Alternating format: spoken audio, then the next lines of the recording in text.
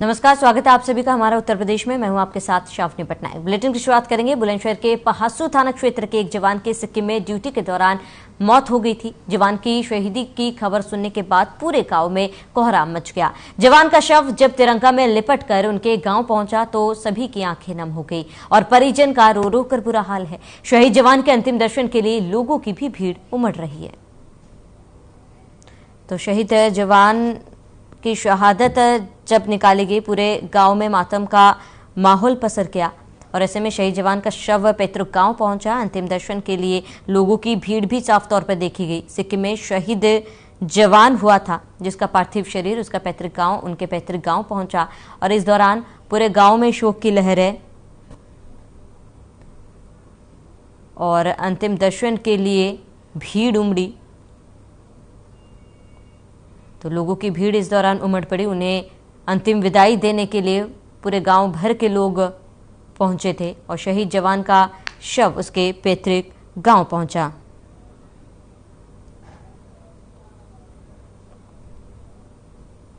तो सिक्किम में जवान शहीद हुए थे और उसके बाद उनका पार्थिव शरीर उनके पैतृक गांव पहुंचा और शहीदी की खबर सुनते ही पूरे गांव में मातम का माहौल पसर गया और पूरे गांव का रो रो कर बुरा हाल है। तो आज उन्हें अंतिम विदाई दी गई और अंतिम दर्शन के लिए लोगों की भी भीड़ उमड़ी थी।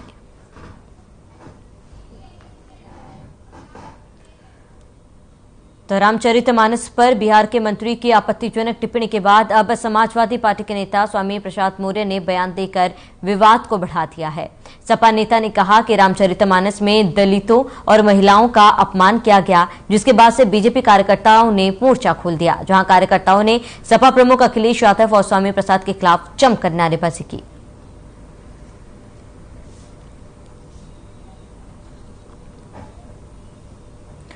सपा नेता का विवादित बयान, जहां पर स्वामी प्रसाद के खिलाफ नारेबाजी भी इस दौरान जमकर की गई। तो बीजेपी कार्यकर्ताओं ने मोर्चा खोल दिया, स्वामी प्रसाद के खिलाफ नारेबाजी की गई। तो सपा नेता का विवादित बयान सामने आया है।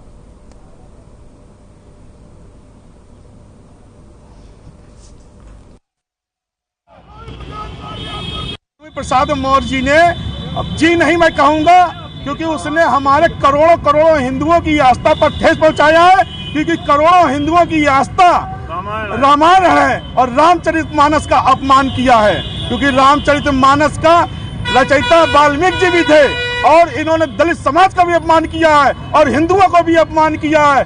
ये दलित और पिछड़े का कार्ड खेलता है और आज अखिलेश यादव के इशारे पर ये पूरी राजनीति करना चाह रहा है।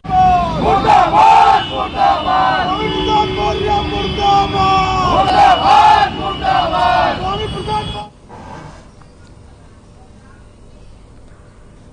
तो खबर कन्नौज से है, जहां सपा नेता ने आरटीओ विभाग के खिलाफ जमकर नारेबाजी की। इस दौरान उन्होंने कहा कि किसानों के पास शव लाने का मुख्य साधन ट्रैक्टर ही है।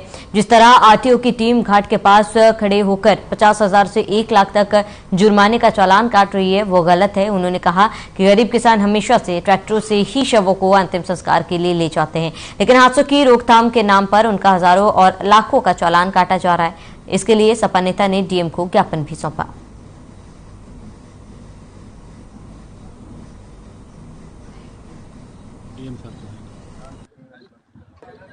किसी को छोड़ ही नहीं रही है, किसान को खाद नहीं दे पा रही है, नौजवानों को फीस के बदले लुटाई कर रही है। वहीं धर्म के ठेकेदार हैं, सत्ता में बैठे हैं, जो सब यात्राएं जाती हैं, उन ट्रैक्टरों का चालान 50-50 हजार रुपए, 1-1 लाख रुपया हुआ। कहते हैं, अरे मैं ये कहता हूं, बसें नहीं पलटती हैं। जो दारू पी के चलाएगा, बसें भी पलटेंगी और ट्रैक्टर भी पलटेंगे। वसूली बंद करो।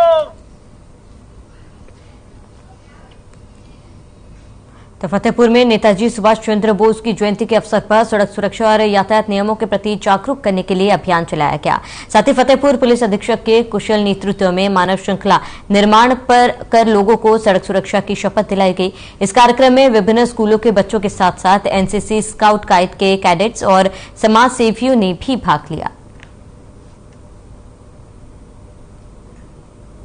तो सड़क सुरक्षा के लिए अभियान चलाया जा रहा मानव श्रृंखला ने शपथ दिलाई है और ऐसे में सड़क सुरक्षा को लेकर लगातार अभियान चलाया जा रहा है। लोगों को जागरूक करने की कोशिश भी की जा रही है। तो एनसीसी कैडेट्स, समाज सेवियों ने इस कार्यक्रम में भाग लिया और लोगों को जागरूक करने की कोशिश की गई।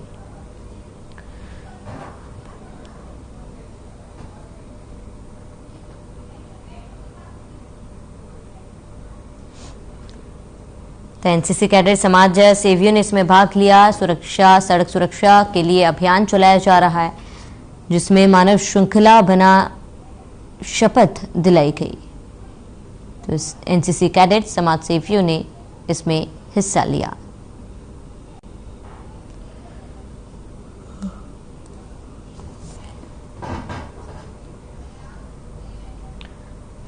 तो गाजियाबाद में नेशनल हाईवे 9 पर दिल्ली से आ रही एक Innova car Vijayanagar bypass Baharampur के पास पुल से अचानक नीचे जा गिरी और इस दुर्घटना में ड्राइवर गंभीर रूप से घायल हो गया, जिसके बाद मौके पर भारी संख्या में भीड़ लग गई।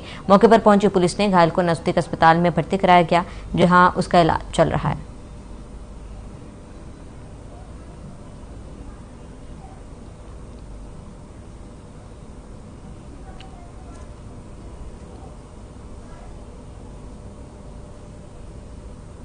तो अस्पताल में इलाज चल रहा है।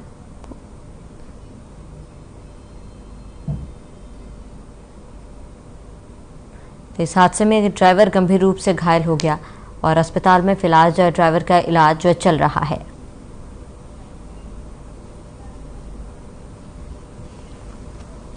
खबर बाराबंकी से है, जहां सड़क सुरक्षा जीवन रक्षा के तहत मानव श्रृंखला बनाई गई। कार्यक्रम में मुख्य अतिथि के तौर पर मंत्री सतीश शर्मा ने शिरकत की है। इस दौरान मंत्री सतीश शर्मा ने यातायात नियमों को पालन करने की शपथ भी दिलाई। साथ ही जनपद में जगह जगह छात्रों से मानव श्रृंखला बनाई। कार्यक्रम में जनपद के विद्यालयों के सभी छात्र शामिल हुए।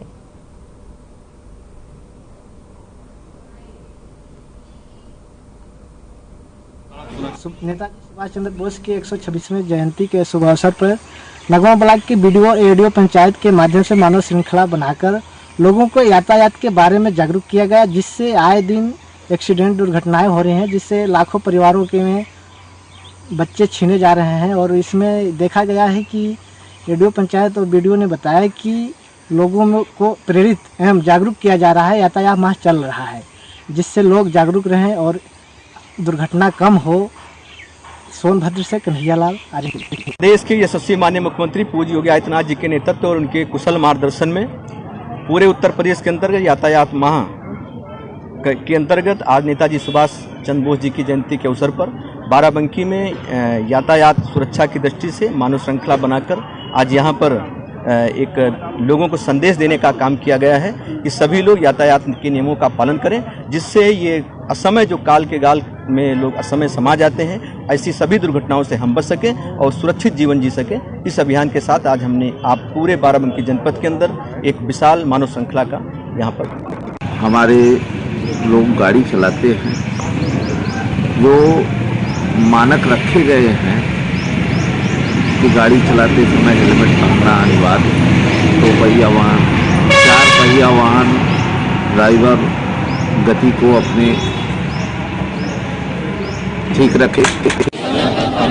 हमेशा ट्रैफिक नियमों का पालन करेंगे।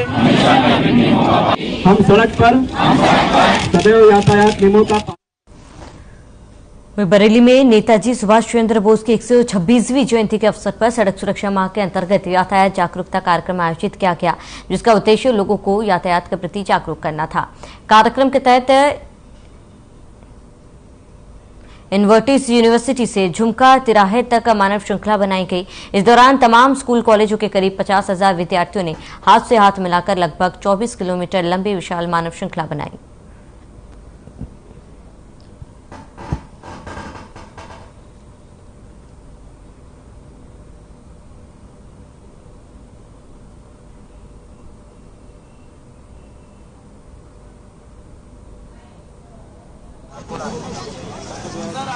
आज सड़क सुरक्षा और सुगम यातायात को की जो माह चल रही है माननीय मुख्यमंत्री जी के निर्देशों के क्रम में, उसी का एक अनूठा इसमें एक प्रयास किया गया है, जिसमें जन सहभागिता और जन जागरूकता को फैलाने के लिए एक 24 किलोमीटर लंबी एक मानव श्रृंखला का आयोजन किया गया है। इससे कोशिश ये है कि हम ग्लोबल बेंचमार्क इसका एक स्थापित कर सकें, हम अपने विद्यार्थियों में, युवाओं में, नागरिकों में इसके बारे में जागरूकता फैला सकें।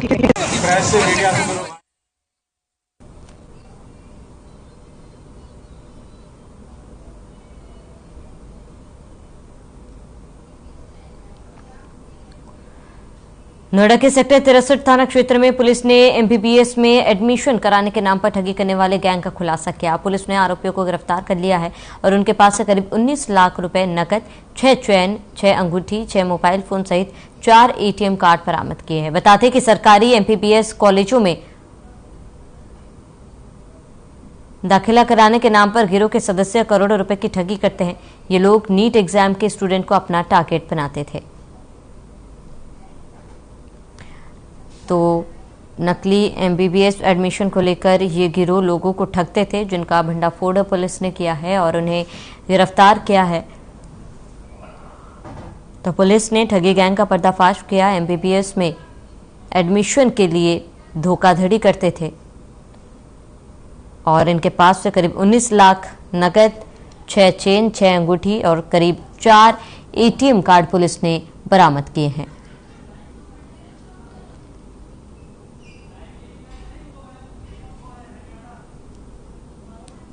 तो पुलिस को बड़ी सफलता हाथ लगी। नोएडा सेक्टर 63 में एक गैंग सक्रिय था जो लोगों को झांसा देकर एडमिशन के नाम पे लाखों रुपए ठगता था। एमबीबीएस में एडमिशन को लेकर लाखों रुपए की ठगी की जाती थी, जिनका भंडाफोड़ करते हुए पुलिस ने इस गिरोह को गिरफ्तार किया है। पुलिस ने इनके पास से करीब 19 लाख रुपए नकद, 6 अंगूठी और 6 चेन समेत कुछ एटीएम भी बरामद किए हैं।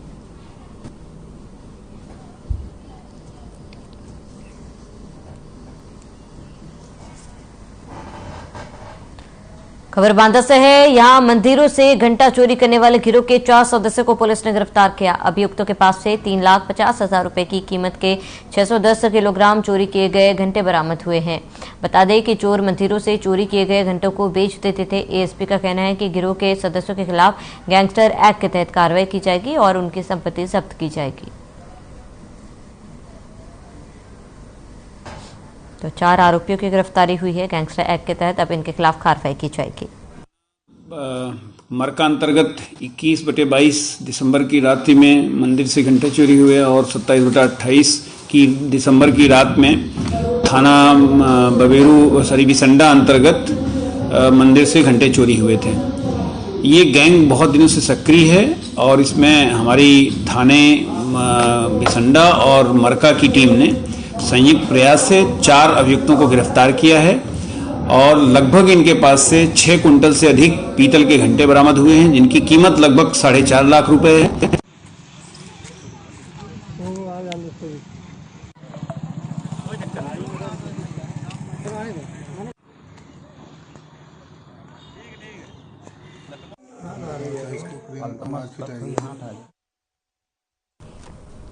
बागेश्वर धाम के महंत धीरेन्द्र शास्त्री की ओर से दिए गए बयान के बाद राजनीति और मीडिया में चर्चाओं का बाजार गर्म हो गया है। तो वही मामले में कई विवादित बातें भी सामने आ रही है। अब इस मामले में पशुपतिनाथ अखाड़ा और जूना अखाड़ा भी मैदान में कूद गए, जिसको लेकर जूना अखाड़े के महामंडलेश्वर और पशुपतिनाथ अखाड़े के महामंडलेश्वर ने स्पष्ट तौर पर कहा है कि यह सनातन धर्म और शिक्षा दीक्षा के साथ जुड़ी हुई दिखाई देती है। जो दिल और मन के साथ इस कार्य को करता है और उसके साथ यह सब चीजें सामने आती है। हम बागेश्वर धाम के धीरेन्द्र शास्त्री की बातों से इत्तेफाक रखते हुए उनकी बातों को सही ठहराते हैं। उनके खिलाफ जो भी बोल रहे हैं वो गलत है और हम उसका विरोध करते हैं। दोनों का एक मत से कहना है कि सनातन धर्म में यह संभव है कि भूत और भविष्य बताया जा सके। दोनों महामंडलेश्वर के मुताबिक घर वापसी धीरेन्द्र शास्त्री करवा रहे हैं, जिसको लेकर उन पर हमला बोला जा रहा है।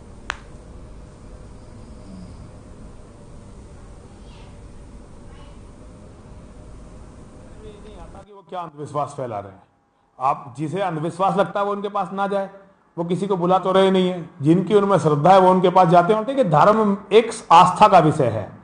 आस्था और अंधविश्वास में बहुत महीन अंतर होता है।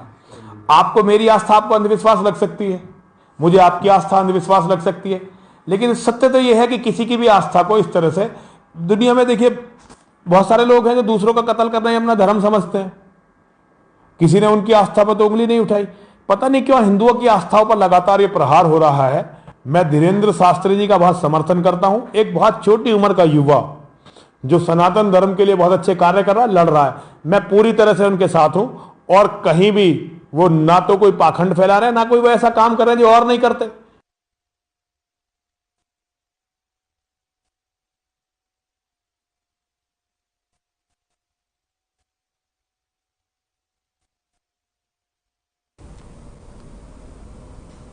खबर गाजियाबाद से है, जहां कमिश्नरेट बनने के बाद गाजियाबाद जनपद में अच्छा खासा पुलिस का रुतबा भी बढ़ता हुआ दिखाई दे रहा है। हाल ही में सत्ता के नशे में चूर बीजेपी के नेता के अवैध काम करने पर उनके कार को सील करने का काम किया गया। तो वहीं बीजेपी की ओर एक नेता के सिक्योरिटी गार्ड के साथ मारपीट करने के मामले में पुलिस ने कार्रवाई करते हुए बीजेपी नेता सहित 3 लोगों को गिरफ्तार कर लिया। बता दें कि नंदग्राम के अजुनारा सोसाइटी में सिक्योरिटी गार्ड ने बीजेपी नेता आशु पंडित उर्फ आशुतोष पाठक से उनके केवल फ्लैट का पता पूछा, जिस पर बीजेपी नेता भड़क गए और उसकी जमकर पिटाई कर दी। मामले का वीडियो सोशल मीडिया पर जमकर वायरल हो रहा है, जिस पर कार्रवाई करते हुए पुलिस ने दबंग नेता सहित 3 लोगों को हिरासत में ले लिया।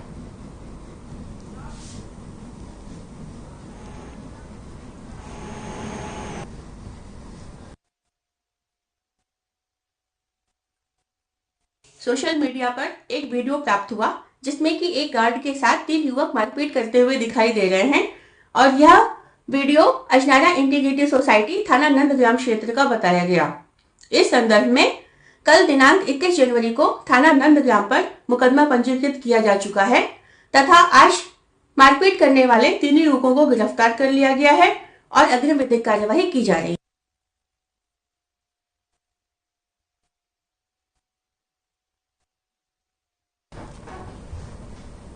गाजियाबाद में प्रदेश सरकार की ओर से सड़क सुरक्षा अभियान चलाई जा रही है। पुलिस कमिश्नर गाजियाबाद अजय कुमार मिश्रा ने पुलिस लाइन में अपने अधीनस्थ अधिकारी और पुलिस कर्मचारियों को शपथ दिलाई। बता दें कि सड़क सुरक्षा जीवन सुरक्षा को लेकर शपथ दिलाई, वहीं सड़क हादसों से बचाने के लिए जागरूकता अभियान चलाया गया।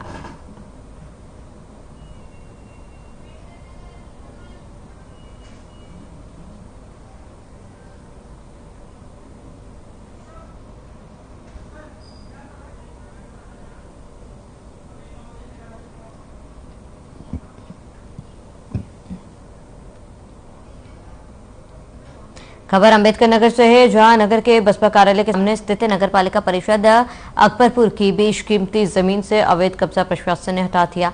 बसपा कार्यालय के सामने कचहरी रोड पर लगभग 15-20 से अधिक बेशकीमती जमीन खसरा संख्या 808 गांव राबीपुर बाहुद्दीनपुर अकबरपुर वर्तमान समय में राजस्व अभिलेखों में बंजर खाते में दर्ज है।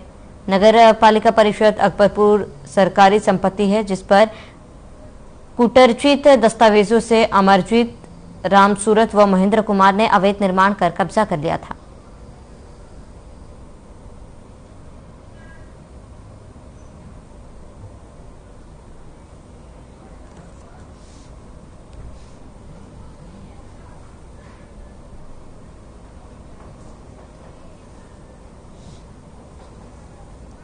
कोशिश की गई थी और हटाया भी गया था, लेकिन उसी दौरान कोविड की वजह से वो स्टे आ गया था। माननीय न्यायालय से स्थगन आदेश प्राप्त हुआ था, जिसके कारण अतिक्रमण की कार्रवाई रोक दी गई थी।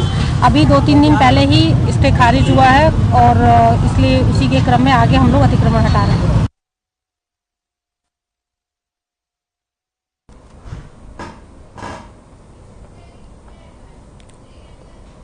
कानपुर से बड़ी जानकारी, जेल से रिहा हुई खुशी दुबे रिहा होने के बाद पहुंची चौबेपुर थाने। मां के साथ चौबेपुर थाने पहुंची खुशी दुबे ने थाने में हाजिरी लगाई। बिक्रुकांड में जेल में बंद थी खुशी, 30 महीने बाद जेल से जमानत पर रिहा हुई है। न्यायालय ने हाजिरी लगाने का आदेश दिया है। तो 30 महीने बाद जेल से जमानत पर रिहा हुई है। न्यायालय ने हाजिरी लगाने के निर्देश दिए हैं। तो खुशी दुबे ने थाने में हाजिरी लगाई है। बिकरू कांड में जेल में बंद थी खुशी और करीब 30 महीने बाद जेल से जमानत पर रिहा हुई खुशी। बड़ी जानकारी आपको बता दें, न्यायालय ने हाजिरी लगाने के भी निर्देश दिए हैं। मां के साथ चौबेपुर थाने पहुंची खुशी दुबे।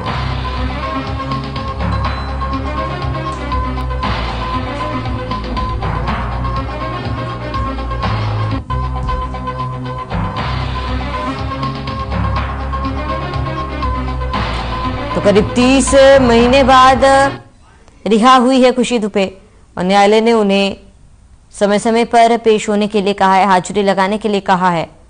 तो चौबेपुर थाने पहुंची थी खुशी दुबे और बिकरू कांड के बाद जेल में बंद थी खुशी, जिसके बाद करीब 30 महीने बाद खुशी दुबे रिहा हुई है।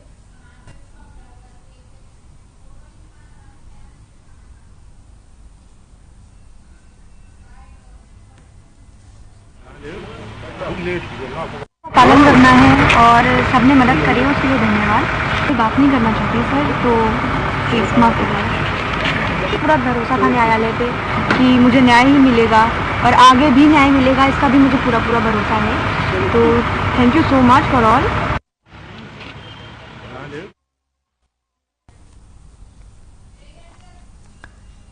यूं तो 3 तलाक को गैर कानूनी करार दिया गया है, लेकिन आज भी ऐसे लोग हैं जो 3 तलाक देकर अपनी पत्नी को घर से भगा देते हैं। खबर बांदा से है, जहां एक कलयुगी पति ने अपनी पत्नी को फोन पर 3 तलाक दे दिया। इतना ही नहीं, पीड़िता के ससुराल वालों ने क्रूरता से उसे और उसकी मासूम बेटी को घर से धक्के मारकर बाहर निकाल दिया। बता दें कि पीड़ित आसमीना की शादी 2021 में अबसार के साथ हुई थी और शादी के बाद से ही ससुराल के लोग आसमीना को दहेज के लिए प्रताड़ित करते थे। पीड़िता ने बताया कि 9 अगस्त 2022 को आसमीना को उसकी मासूम बच्ची सहित ससुराल जनों ने मारपीट कर घर से निकाल दिया। उसी दिन मुंबई में रह रहे आसमीना के पति अबसार ने फोन पर आसमीना को 3 तलाक दिया। पीड़िता ने पुलिस से पूरे मामले की शिकायत की और मुख्यमंत्री से न्याय की गुहार लगाई।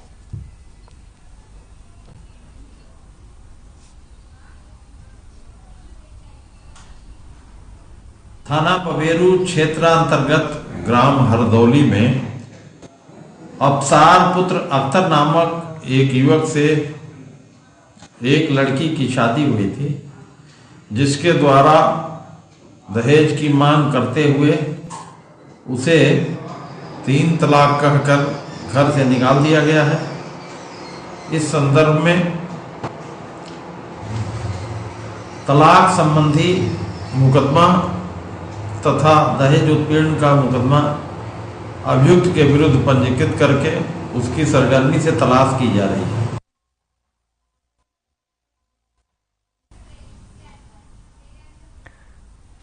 बहराइच से बड़ी जानकारी, पयागपुर थाना क्षेत्र में दिन दहाड़े लूट, 12 लाख की हुई दिन दहाड़े लूट। बैंक में पैसा जमा करने जा रहा था व्यापारी, बाइक सवार लुटेरों ने व्यापारी से मारपीट की, मारपीट कर रुपयों से भरा बैग छीन लिया। पुलिस के बड़े अधिकारी घटनास्थल पर पहुंचे हैं, पुलिस मामले की जांच में जुटी हुई है। बड़ी जानकारी आपको बता रहे हैं। इस वक्त की बड़ी खबर बहराइच से, पयागपुर में बड़ी लूट की वारदात को अंजाम दिया गया। तो दिन दहाड़े लूट की वारदात को अंजाम दिया गया। 12 लाख की दिन दहाड़े लूट हुई है। यहाँ पर बैंक में जमा करने के लिए कर्मचारी पैसों से भरा बैग लेकर जा रहा था, उससे लूट की वारदात को अंजाम दिया गया। मैं भूकंप बाजार रहता हूँ और मेरे पैसा बैंक लेके जा रहा था, 4 लोग थे और हाजिए मैंने रोका और पैसा छीन भाग गए, तो हम बचा के समय मुझे मारा उन्होंने। अच्छा, तो कितने की लूट हुई आपसे? 12 लाख रुपए। 12 लाख रुपए की किस चीज से मारा आप बताएंगे? बंदूक थी। हाँ। बंदूक की रात पीछे वाली होती ना, यहाँ पर गोली लगाई थी, वहां से मारा बहुत तेज। कितने लोग थे? 2 लोग थे सर। तो चलिए इसी के साथ इस बुलेटिन में हमेशा देते हैं देश और प्रदेश की तमाम बड़ी खबरों के लिए बने रहिए हमारे साथ।